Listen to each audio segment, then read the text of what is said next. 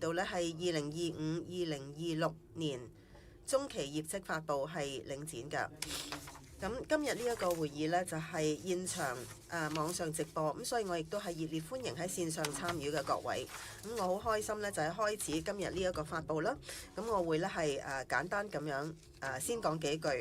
咁講到呢，就係中期業績呢個期間呢，雖然係有一系列嘅宏觀經濟同埋市場嘅挑戰啦，領展呢係繼續交付呢係強硬嘅業績嘅，喺2025-26嘅頭半年。咁我哋見到咧係有3.4%咧呢一個物業收入淨額嘅下跌嘅，相比去年同期。呢個主要係由於香港同埋中國內地嘅市場嘅挑戰啦。我哋嘅可分派嘅金額同埋每單位嘅分派咧就係下跌5.6%同埋5.9%嘅。咁呢個咧就係相對呢係舊年嘅頭半年。咁我哋邀請管理層咧去講細節之前呢，我想首先呢就係簡介下呢全球嘅趨勢呢係點樣塑造我哋嘅業務，同埋我哋點樣執行我哋嘅策略。咁資本市場呢就係繼續咧，由於對於 AI 嘅樂觀性嘅大升啦，咁所以咧利率亦都係向下嘅趨勢，全球業務嘅環境呢係維持非常之複雜，戰爭啦、地緣政治嘅緊張情況啦、改變嘅貿易動態呢係繼續創造不明確。最近美國政策嘅改變呢，就係帶嚟基本性嘅結構性改變，關於投資者係點樣睇世界，咁呢個亦都係會繼續呢，就係喺未來幾個月同埋幾年呢係繼續會成型㗎。咁我哋開始咧就係見到一啲咧係鼓舞嘅穩定化嘅跡象啦，喺我哋業務嘅環境方面，好多我哋嘅租戶咧仍然係受到咧係長期嘅挑戰嘅影響，尤其是喺香港。咁所以咧就係好大機會係需要時間，然後先可以見得到咧消費者嘅情緒嘅轉變咧係轉化成領展更高嘅租金收入。咁我哋預期到面前呢啲挑戰啦，喺今年頭咧我哋就推出好多嘅推動營運效率嘅一啲措施，咁亦都喺減少成本方面呢係做到重大嘅進展。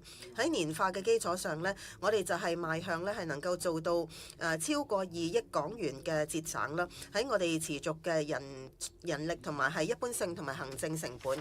咁呢啲努力咧，連同我哋持續嘅資產提升啦、資產改善啦，亦都全部係我哋嘅投入啦，嚟到希望改善未來單位持有人嘅回報。關於策略咧，領展主要而家嘅優勢就係仍然係擁有同埋管理香港、大灣區同埋亞太區其他地點，譬如話澳洲同埋新加坡嘅商場。我哋繼續咧係會聚焦喺呢個優勢嘅。當我哋一路演變同埋微調我哋嘅策略，連同我哋主動積極嘅管理同埋優化我哋領展嘅組合，我哋亦都係擴大我哋嘅房地產投資嘅能力。咁呢個就包括一啲新嘅資本合作關係，同埋咧係推進一啲投資嘅機會㗎。咁結果咧，我哋而家管理咧就係接近10億美元嘅第三方嘅資金。咁集團呢一部分嘅業務咧，會繼續聚焦喺增值嘅策略同埋更高嘅回報啦，提供多元化，就係唔會淨係單一依賴一個市場或者單一嘅板塊，希望提升基金持有人或者係單位持有人嘅價值。我哋最近宣布咗，就係我哋集團嘅行政總裁黃國龍先生。佢咧就係計劃退休，咁呢個咧會喺今年年底前生效。咁喺邀請佢去講中期業績前呢，我想向佢咧係表達謝意啦，代表我哋董事會同埋我自己，多謝佢重大嘅貢獻同埋領導力。喺佢在任期間呢，領展係成長咗，亦都係轉型，係令到單位持有人獲益啦，仲有租戶、僱員同埋係更加廣闊嘅社會都可以獲益嘅。咁而家我哋喺台上嘅咧就係我哋呢一個嘅中期嘅領導團隊，咁好期待咧係歡迎咧就係 John Saunders 係我哋集團嘅首席投資總裁咯。咁咧就係我哋好興奮繼續同咧係黃國祥同埋 John Saunders 一齊合作，連同咧就係新成立嘅主席委員會就會支持同埋提供策略性嘅指引㗎。我哋而家咧就係全面咁樣係希望搜尋一位新嘅行政總裁，我哋要揾一個咧係已經證實咗喺房地產嘅投資者有國際性嘅經驗，可以帶領公司策略嘅下一個階段。由於呢一個位置咧係好高層啦，咁所以呢一個嘅尋找嘅階段咧係需要一啲時間，亦都係估計咧佢亦都需要一個長嘅通知期。所以我哋就決定咧係而家有一個嘅比較強勁嘅中期嘅管理解決方案。多謝。而家我請阿 George 咧就係繼續我哋呢個發布㗎。多謝。我哋嘅業務咧就係繼續咧就係進行啦，咁亦都感覺到咧唔同嘅宏觀同埋係本地嘅市場層面嘅挑戰嘅影響。咁我好開心咧，就係我哋達至咗一個係有韌力嘅中期業績係2025-26嘅頭半年。咁我想咧係表達我誠懇嘅感謝，係感謝我所有嘅同事嘅勤勞同埋努力，令到呢個成績咧係得以做得到。我哋邁向咧就係領展 IPO 嘅20週年啦。咁我相信呢個係一個啱嘅時刻咧，我哋大家一齊去有自豪咁樣去反思。咁我哋一齊咧就係交付咗好強勁嘅財務回報，亦都對於我哋嘅社區呢係做到正面嘅影響㗎。雖然我哋咧係喺途中面對咗好多挑戰，我哋喺過去20年所達至嘅成就呢，係俾我哋所有嘅原因係可以對於領展嘅能力係有信心，領展係可以成功咁樣呢係駕馭面前嘅道路㗎。咁講返業績啦。香港同埋中國內地零售嗰個續租租金調整係負數啦，就影響我哋總體嘅表現㗎。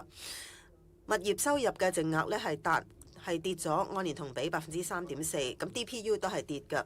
咁雖然呢係有艱難嘅環境啦，我哋仍然係堅持要交付俾我哋嘅單位持有人強嘅回報。我哋推出咗好多係提升效率嘅工作措施，希望可以減少成本同埋保持返我哋嘅利潤率。資產負債表方面呢，我哋嘅資金嘅狀況仍然係強勁，咁係得到信貸市場係擇優嘅呢一個嘅支持啦，同埋我哋係呢個藍籌嘅聲譽啊。咁淨負債率咧係喺22.5%嘅，而我哋嘅借貸成本呢係下跌到3.2%。咁我哋亦都係保持咗喺標普啦、穆迪啦同埋係惠普嘅 A 級嘅評級㗎。咁呢一個咁強嘅基礎咧，就係讓我哋可以呢係繼續追求係非有機嘅增長啊，同埋咧就係組合嘅多樣化。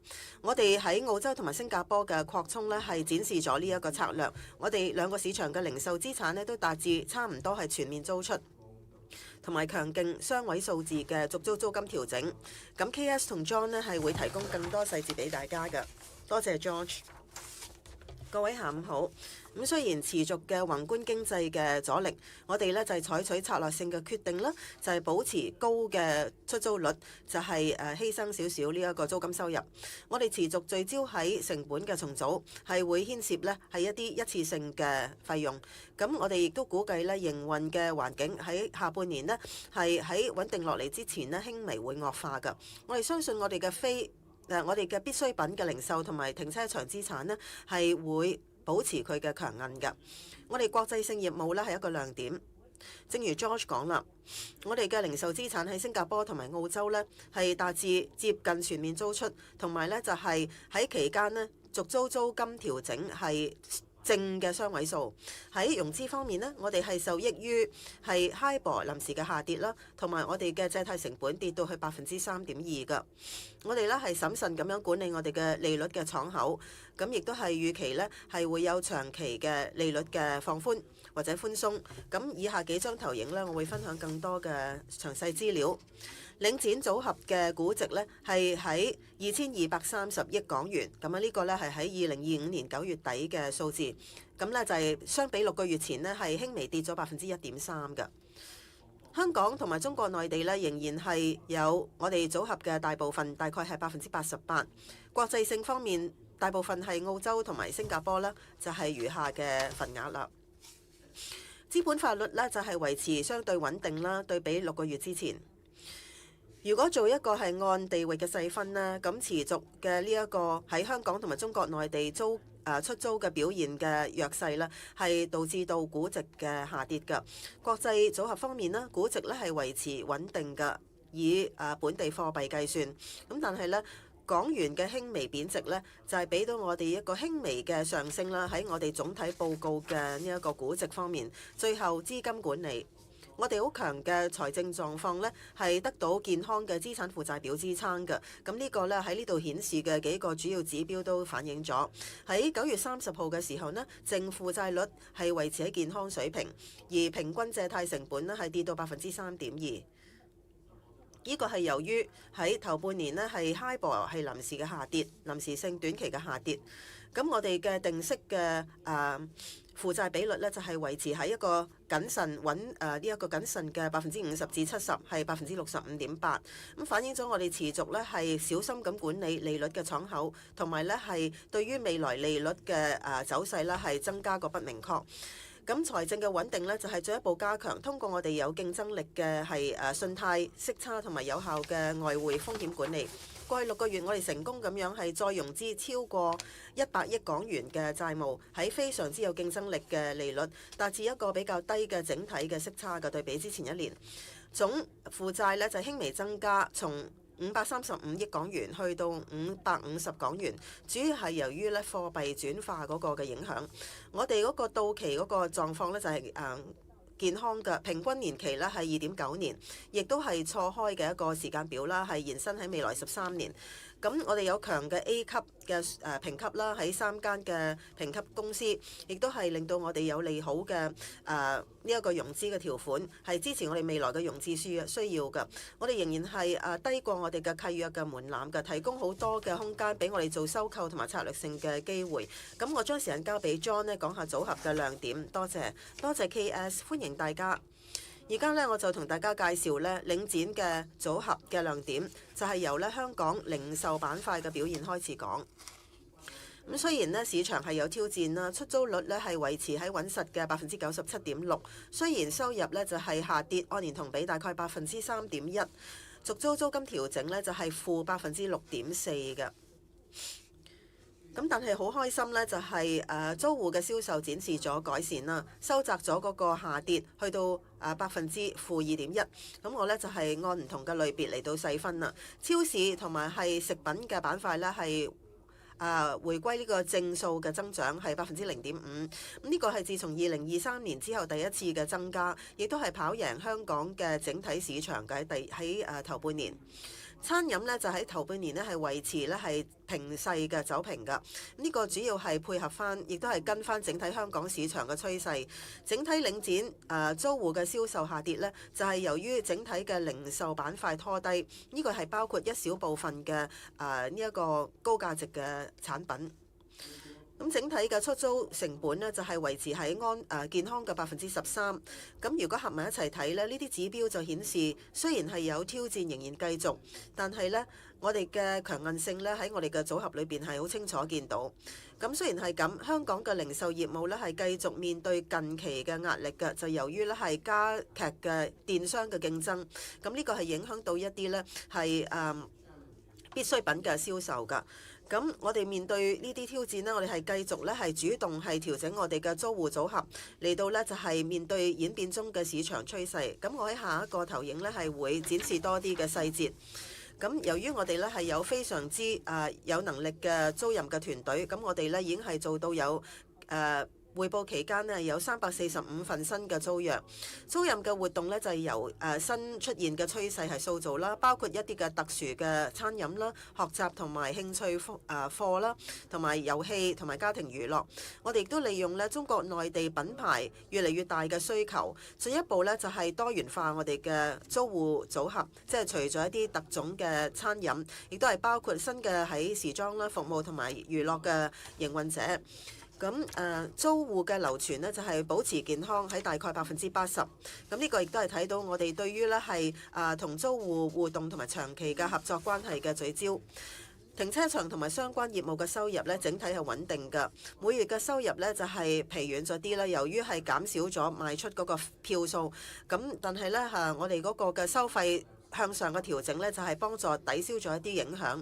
我哋推出智能泊車系統嚟到優化我哋嘅營運，同埋引入動態嘅定價同埋多元化服務。我哋利用實時嘅分析，咁就可以咧將呢個收費咧就係配合翻需求嘅模式，幫助最大化使用，同埋帶嚟更大嘅靈活性，同埋俾我哋個顧客嘅價值。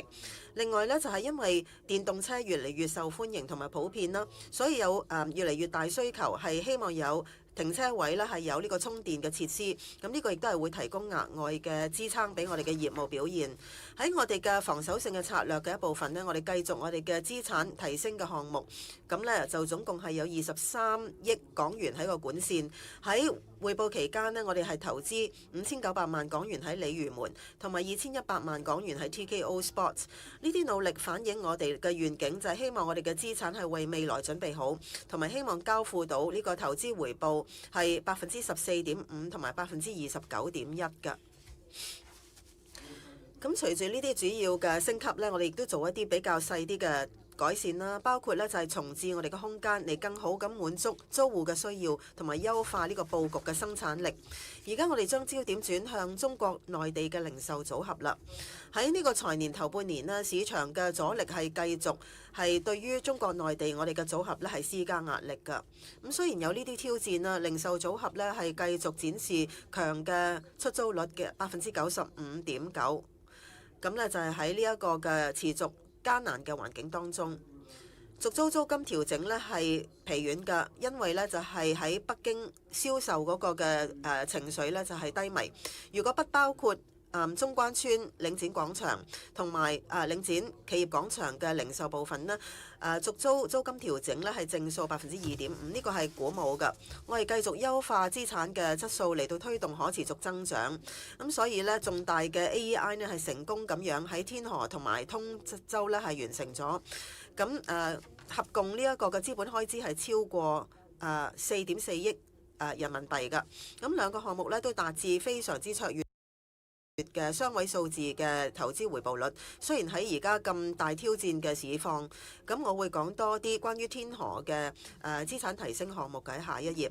我哋亦都完成咗幾個細規模嘅項目啦，喺領展中心城、荔灣、七寶同埋中關村，平均嘅投資回報率咧係9%㗎。咁我哋合埋呢一個策略性租戶重組嘅努力咧，我哋吸引咗更多創新同埋具有競爭力嘅品牌。而家我講多啲例子，關於咧係天河領展廣場，就可以顯示咗我哋嗰個資產提升嘅能力啦。喺地庫咧，我哋就策略性咁樣係縮細咗一個主要租戶嘅超市，咁就引入咗一個叫食家空間嘅概念，就係我哋自己嘅美食廣場嘅概念啦。我哋就係應用喺釋放咗出嚟嘅空間。我哋亦都係用一個咧，將一個係使用率比較低嘅地方咧，將佢變成一個可租賃嘅空間，進一步最大化呢一個物業嘅價值。咁呢個亦都唔係淨係天河嗰度咁獨特去做，我哋係實施咗一個類似嘅概念喺中國內地組合嘅其他啲挑選嘅資產，包括中心城啦、荔灣領展廣場同埋通州領展廣場。咁亦都咧，而家我哋咧就係講到國際性嘅零售組合啦。喺新加坡咧係接近全面嘅出租啦，同埋雙位數字嘅續租租金調整，展示咗強嘅租賃需求嚟自租戶。咁呢個呢，亦都係顯示咗我哋商場非常之主導同埋策略性嘅位置。咁我要多謝 SG60呢一個推廣同埋推出政府嘅購物券。咁我哋見到呢，對於租戶銷售係有強勁嘅支持。雖然係咁，零售嘅情緒呢仍然係謹慎。我哋開始睇到呢係早期跡象呢，係某一啲地方呢一個非必需品嘅嘅消費方面嘅放慢啦。喺澳洲咧，出租喺我哋嘅零售中心嚟講咧，維持係穩健，係98.1%。續租租金調整咧係達至一個非常好嘅16.3%，租戶銷售上升15.3%。咁往前睇咧，我哋對於零售板塊咧仍然係樂觀嘅。呢個要多謝咧就係呢一個家庭收入嘅上升啦，利率減少咗啦、減低咗啦，同埋改善嘅消費者情緒嘅。而家講下一啲關於我哋策略嘅最新資料，我哋繼續咧係積極咁管理同埋優化現有嘅領展組合，同時亦都係擴大領展房地產投資管理嘅能力㗎。喺頭半年呢，我哋係聚焦喺主動積極嘅管理啦、營運效率啦、同埋優化啦、簡化啦。咁呢個係幫我哋減少呢個營運成本，同埋保存我哋嘅利潤率。咁呢個會係持續嘅工作。我亦都好開心報告呢，我哋最近完成咗呢，就係我哋綜合措施管理。IFM 合約嗰個優化，咁呢個亦都係會帶嚟重大嘅節省。我哋亦都係積極咁樣探索新嘅投資機會啦，尤其是喺新加坡同埋澳洲。咁我哋咧係繼續咧係尋求方法嚟到係退出同埋咧係循環資產嘅，每當係適合嘅時候。喺投資管理方面呢，領展房地產伙伴係做到咧非常穩實嘅進展，咁就係同第三方嘅資金伙伴咧就係合作，咁去我哋亦都係聽到咧新嘅投資者嗰度咧收到佢哋一啲早期嘅承諾同埋投入㗎啦。咁而家將時間交翻俾 George 係總結。好啊，多謝 John。喺問答前呢，我想咧就係衷心咁樣多謝咧我喺過去16年所收到嘅信任同埋支持嘅。我特別咧就係感激我哋好多嘅持份者啦，我哋嘅同事啦，我哋嘅伙伴啦。咁當然咧，我亦都係要特別感激今日在場嘅好多位，我哋嘅單位持有人啦，通過你哋啦，仲有係傳媒嗰個嘅報導啦，咁亦都了解咗好多關於領展㗎啦，多謝你哋持續嘅支持啦，咁我非常之開心呢，就係擔任集團嘅行政總裁，亦都咧喺呢一個咁出色嘅香港成功故事裏邊咧扮演咗一個角色。過去嘅咁多年咧，領展呢就係成長啦，亦都係經歷過好多市場嘅周期，克服咗好多嘅危機，譬如話係金融危機啦、社會嘅事件啦，同埋係全球嘅疫情，咁全部都要多謝我哋團隊嘅堅持。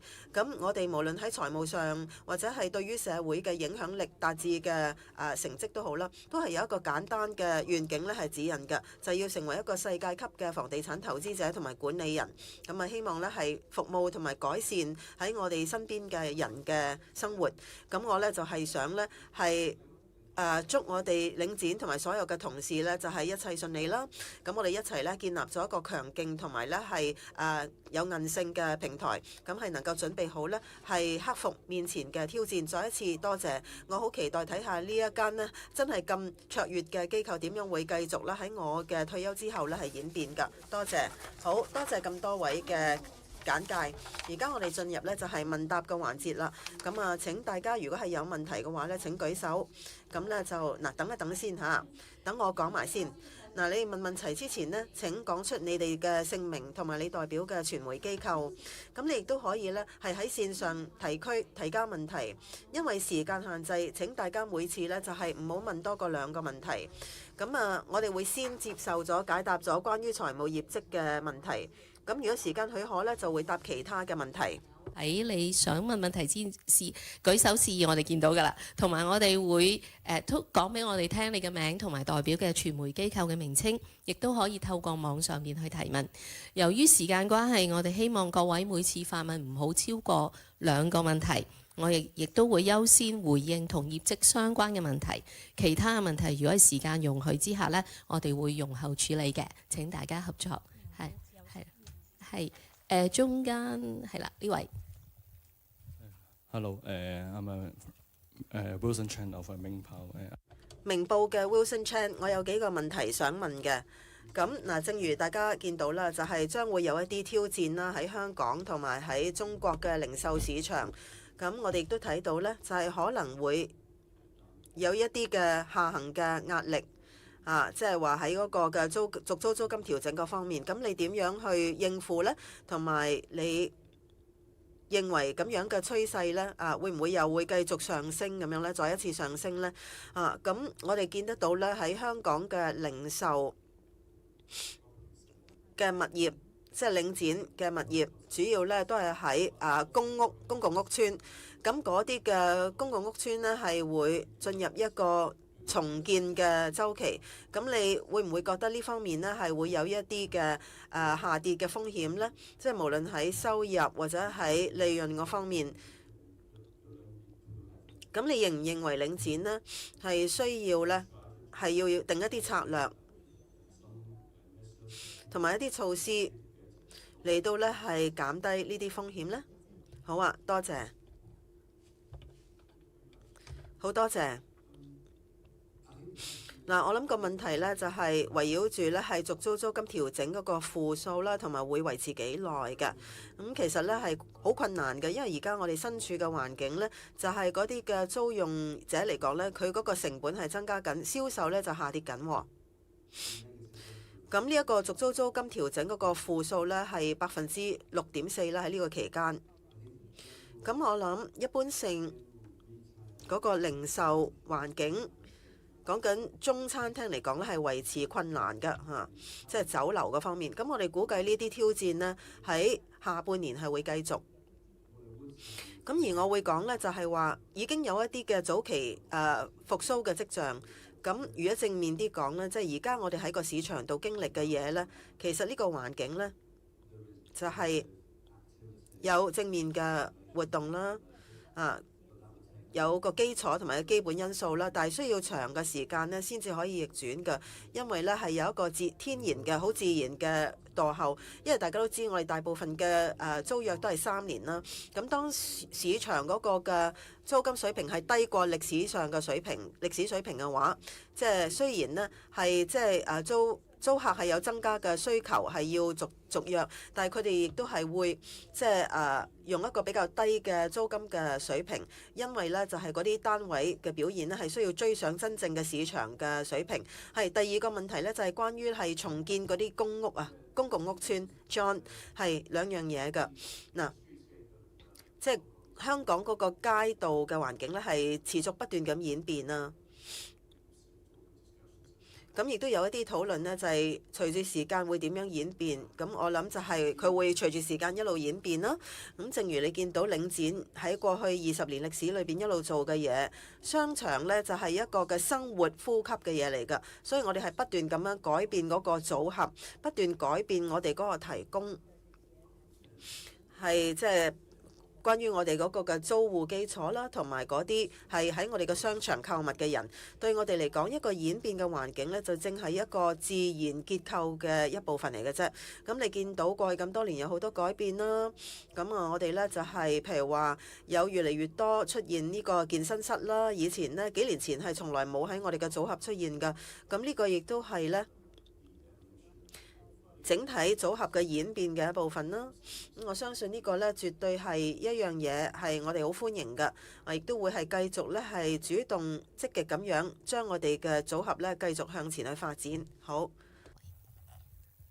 你好啊，Now TV 嘅有2條想問廣東話嘅問題。首先第一個都係續租租金嗰度咧，見到其實係跌咗6.4%啦。管理層可唔可以講下，即係點解有一個咁大嘅跌幅咧？同埋即係都係啱啱咁樣，即係其實呢一個跌幅會 last 到幾耐？係咪集團到目前為止其實係一個比較大或者係最大嘅一個續租租金嘅跌幅咧？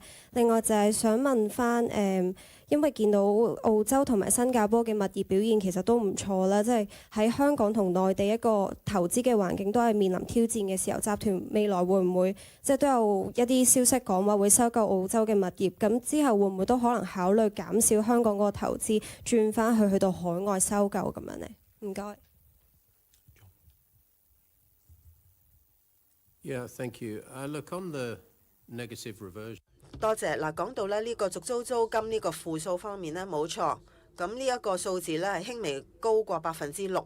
咁你可以見到我哋嗰個小心咁樣去應用或者係執行我哋嘅成本控制啦。咁實際嗰個嘅營運表現喺嗰個嘅利潤個層面呢係比嗰個係再低一啲。咁正如主席都講，我哋差唔多係3年嘅一個嘅續租租金嘅週期。正如主席頭先都用正面嘅角度講咗，而家我哋見到一啲嘅數據點係嚟自香港嘅零售銷售，咁呢就係已經係正數㗎啦。咁但係呢，因為有一個嘅墮後喺嗰個續租金調整方面，所以係需要一啲時間呢，就係讓呢一個嘅好消息呢係慢慢浮現喺我哋嗰個續租租金調整同埋喺我哋嘅利潤嗰方面浮現出嚟，咁係可以管理到㗎，亦都係管理得好好添，尤其是呢係講緊我哋嘅租用率嗰方面。咁如果講到澳洲同埋新加坡呢，你講得啱㗎，就係呢嗰度嘅表現好強勁啦，續租租金調整非常強勁，咁物業呢全部呢都係表現得好好。咁我諗呢，我哋之前都講咗啦，我哋會繼續呢係去策略性咁樣尋求機會啦，喺嗰啲市場，尤其是喺零售嘅空間。咁呢個好清楚呢，就係我哋機構嘅所謂超能力啦，你可以咁叫啦。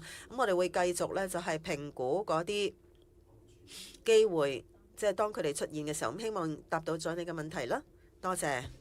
有一個問題呢，就喺線上嘅，就係咧有線電視嘅，就係你點樣睇香港嘅零售市場，同埋咧續租租金調整幾時會轉正咧咁。係咁啊！呢一個咁難嘅問題，我交俾阿 John Saunders 啦，等陣請佢答啦。咁啊，我諗咧呢一個咧，亦都係某程度重複咗嚇頭先都有答到嘅一啲問題啦。咁講到咧就係特別呢個要求話預測幾時呢個續租租金調整係會復甦咧咁樣。嗱，我哋唔知道㗎。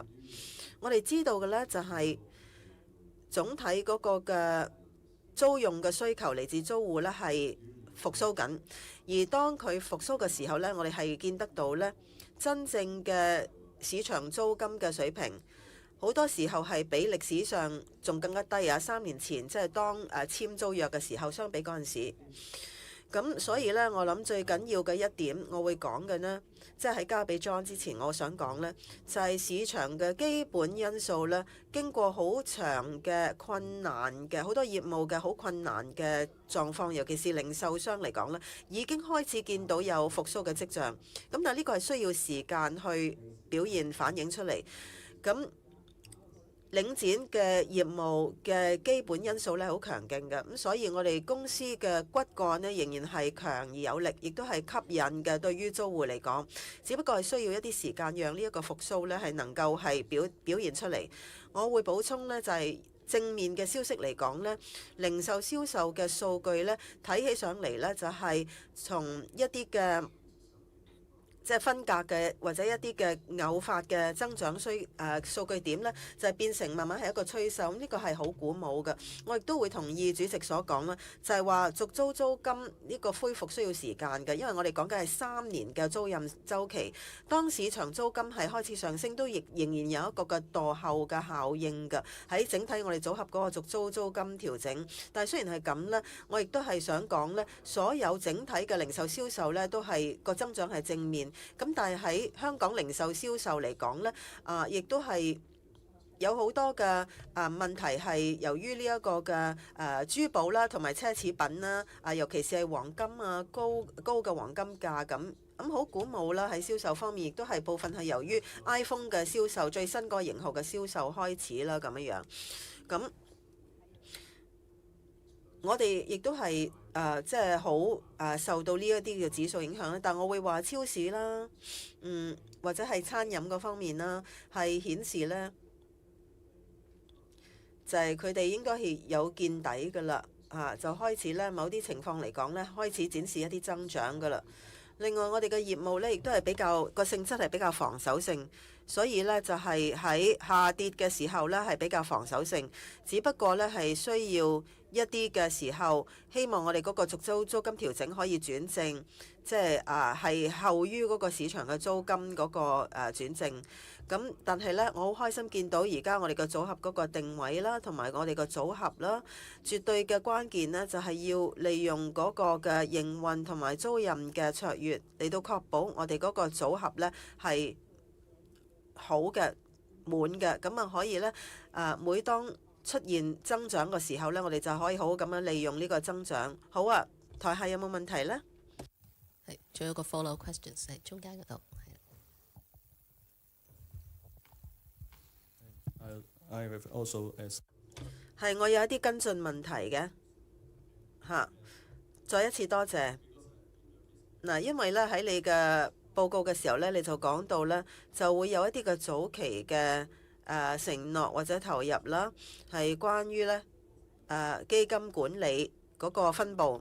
咁所以我想問呢嗰啲早期嘅承諾係嚟自邊度呢？嗰個金額係幾多呢？咁我哋會唔會睇得到呢？就係有一啲新嘅嘢出現呢，喺下半年係會即係可以呢，係真係成型嘅呢，可以出現呢。咁同時我都想睇下講下呢海外嘅業務，因為呢喺澳洲甚至喺新加坡，你都有好好嘅表現。咁所以我諗呢，究竟會唔會有機會呢？即係除咗你已有嘅組合係你可以接觸到嘅呢？好多謝嗱。我亦都會請阿 John 等一陣講啦。咁但係呢，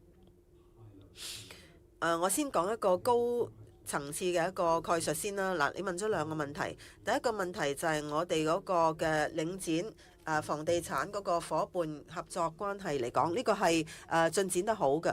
咁呢個係我哋公司嘅策略嘅重要一部分，就係希望將我哋有嘅回報嘅類別多樣化，同埋我哋唔同嘅市場嘅類別係多樣化。正如我一開始都講咗，咁有一個焦點就係放喺增值嘅策略啦，比較高嘅回報係要唔同嘅，同埋可以改善我哋嘅盈利嘅質素㗎。隨住我哋嗰個市場呢一個資產負債表。我要重申呢，我哋嘅焦點呢維持喺資產負債表。呢個呢，到目前為止呢係我哋嘅業務最大嘅一部分，就係商場啦、香港、大灣區嘅零售啦，同埋係澳洲、新加坡。John， 係我諗呢，主席呢都講得非常之好啦。我哋呢就係一間香港嘅公司咁樣成長啦。咁我哋仍然好自豪，我哋仍然係一間香港嘅公司。咁進入第三方嘅嗰啲嘅多元化同埋喺海外嘅多元化呢係極端成功，但係我哋永遠都唔會忘記我哋嘅根。我自己亦都已經喺呢一度超過35年啦。咁講到呢係私募資本嘅方面啦，咁嗱呢個叫做私募資本就係有個原因，所以我亦都唔可以講一啲嘅名啦嚇，俾啲名大家。咁我哋講緊嘅呢，就係非常之係受認可嘅受認同嘅一啲機構嘅名字。咁相信呢個亦都係好穩實嘅概念嘅證明。呢啲都係知名嘅機構呢，就係選擇咗我哋作為佢哋嘅託管同埋呢就係合作嘅資本。之後嘅6個月嚟講呢，咁我哋可以講呢，就係當我哋增長嗰個業務，繼續增長嗰個業務嘅時候呢，我哋會努力呢，係希望定期咁樣俾最新嘅資料大家，關於嗰個增長，即係 AUM 嘅增長。咁但係我會話我哋非常之滿意到目前為止嗰個狀況。講到海外呢，海外嘅擴展呢，你講得啱㗎。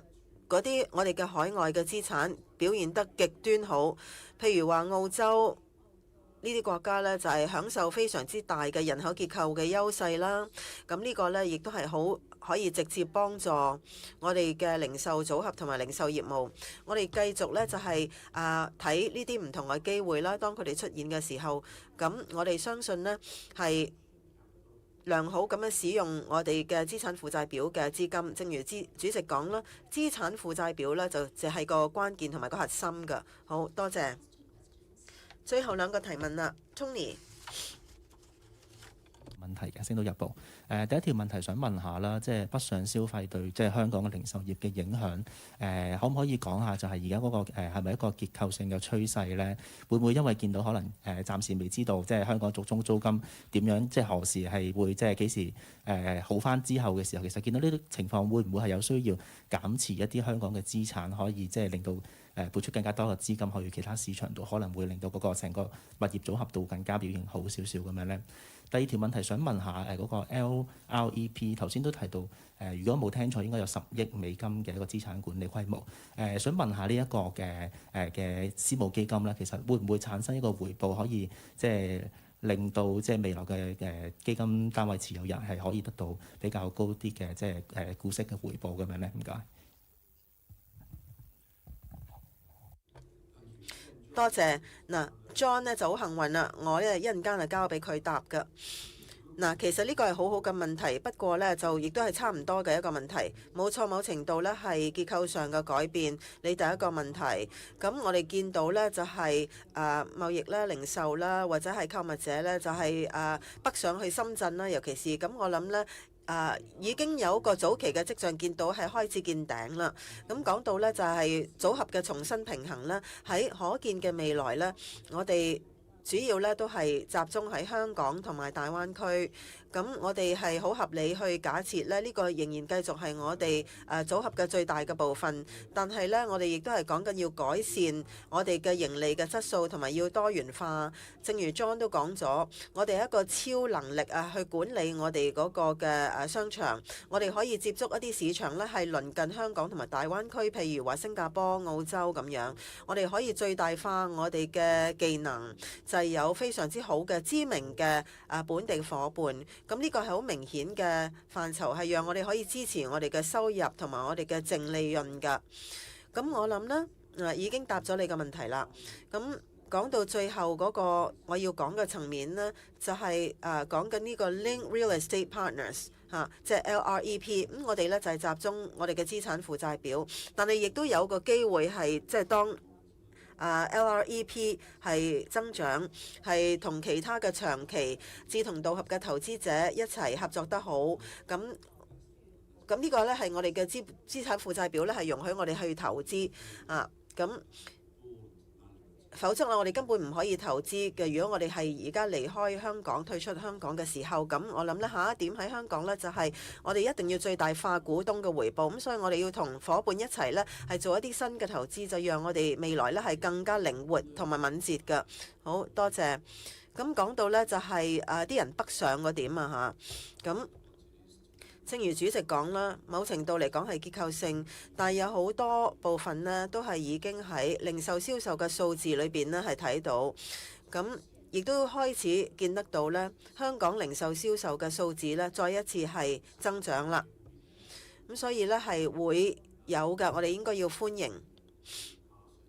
我哋作為呢係大灣區嘅一部分，咁但係同時，我哋亦都係要調整，同埋繼續咧係調整，係面對呢一個嘅購物者嗰個需要同埋係偏好嘅改變，我哋要繼續調整。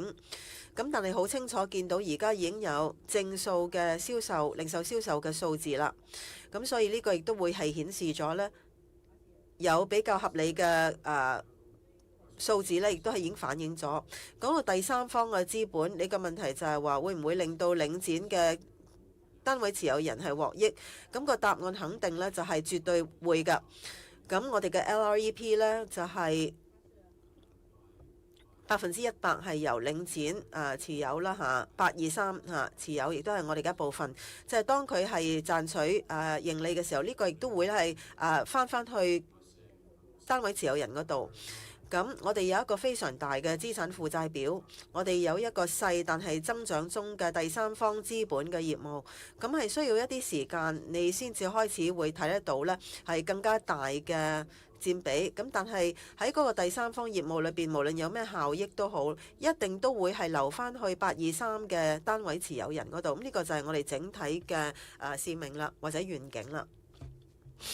都係中文問題，或者CEO 都可以答下講返，因為香港嗰個市場其實都係仍然有一個挑戰喺度啦。咁即係都睇返之後嗰個策略會唔會可能喺物業嘅組合上面都要趁而家呢一個續租租金下跌嘅話，可能都有一啲嘅調整，或者係領展本身都係一啲好民生嘅商場啦，會唔會可能喺而家物業嘅調整有啲連鎖店都淘汰嘅時候，係需要去引入一啲其他可能係非必需品啊，或者係另一啲類別嘅物業組合去平衡返呢？唔該。想用翻中文答唔該。Thank you. I'll answer first in English. 我首先用英文答咗先，然後請阿 George 咧就再用中文回答啊嚇。嗱，咁我諗呢就係而家係有限嘅數據，同埋好難呢係去講或者過度承諾究竟呢而家個趨勢會點樣。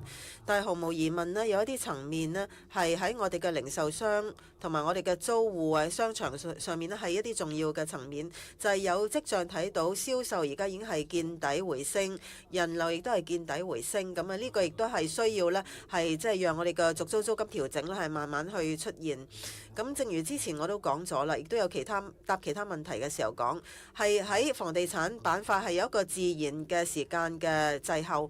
咁基本因素呢係穩定緊，亦都改善緊，但係需要時間呢係讓呢啲嘢呢係反映喺租金同埋出租率嗰個增長。我哋亦都係非常之堅定喺香港同埋大灣區市場。雖然我哋呢係想多元化，某程度希望喺新加坡同埋澳洲市場呢嚟到去分散咁樣。John 唔好意思 ，George 至啱係。頭先主席所講啦，即係香港嘅零售市道的確係有一啲結構性嘅改變嘅。咁呢個結構性嘅改變包括我哋融入大灣區同北上消費呢啲大家都睇得到嘅一啲都要一段時間去平衡嘅。咁相信喺呢個結構性改變穩定之後咧，咁我哋個租金，尤其是我哋啲租客嘅銷售啊咁樣穩定咗之後咧，咁我哋相信都會睇得到有一個機會俾我哋喺個租金嗰度咧回復翻一個正常穩健嘅增長。咁呢個需要時間。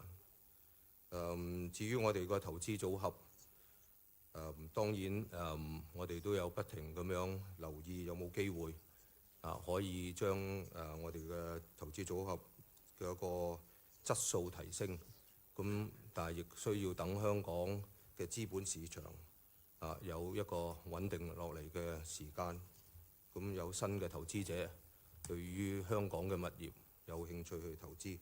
咁所以相信喺我哋未來數年嗰個物業組合嗰個改變咧，大部分嘅相信會係喺外國買新嘅投資嘅項目多過喺香港退出嗰個。我哋始終香港都係我哋嘅主要嘅市場，咁所以都會繼續係我哋一個花好多時間去管理同投資嘅一個地方。咁至於關於連鎖店方面嘅改變呢啲咁多年來都係一樣㗎啦。用唔同嘅渠道時間去揾新嘅租客，咁有一啲租客喺國內或者其他地方引領佢哋嚟。咁呢個都係喺領展有咁大個物業組合係方便我哋做呢一樣嘢。咁呢個都相信未來嘅管理團隊都會繼續做嘅。好，多謝各位 ，Thank you very much。多謝各位。咁我哋今日嘅新聞發佈會到此為止，多謝大家參加，多謝。